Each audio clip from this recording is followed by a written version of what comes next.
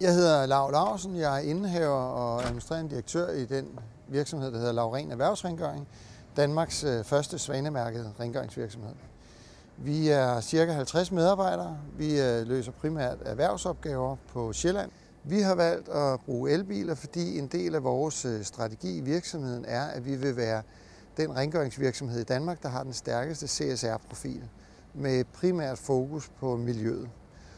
Og når man har gjort det, så forpligter det jo. Og med det der mener jeg i virkeligheden, at hvis der sker noget i samfundet, som underbygger den strategi, så er vi også nødt til at overveje, om det er noget, vi skal implementere i vores virksomhed. Og da vi har 10 biler kørende i gadebilledet hver dag, så er det jo nærliggende at kigge på vores transport.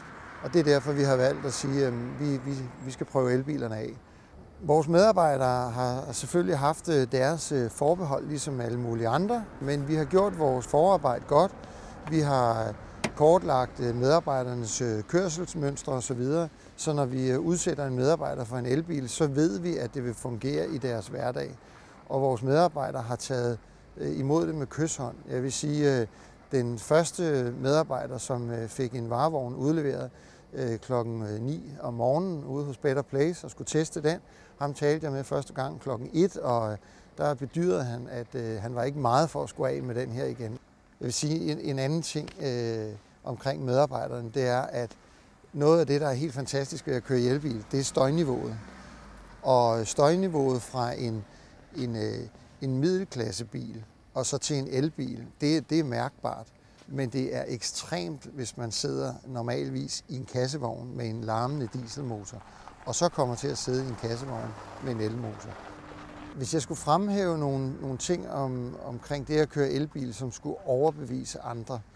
Hvis vi starter i den sådan lidt mere økonomiske del, så kan man sige, at der er rigtig god interesse omkring elbiler i øjeblikket.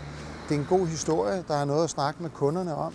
Det giver en masse interesse omkring vores virksomhed, og dermed også en masse PR og markedsføring. Hvis vi tager over i den lidt blødere del, så kan man sige, at jeg driver virksomhed ud fra et princip om, at det skal give mening. Jeg vil også gerne tjene penge. Jeg vil rigtig gerne tjene penge. Men jeg vil også have, at det skal være meningsfuldt at gå på arbejde. Vi redder ikke verden ved at købe 2 eller 3 elbiler, men vi er med til en udvikling i den rigtige retning. Vi har i hvert fald været med til at give operatørerne på markedet noget erfaring og noget viden til at kunne komme videre med det. Og samtidig med, at vi har passet vores virksomhed og vores kunder og tjent nogle penge.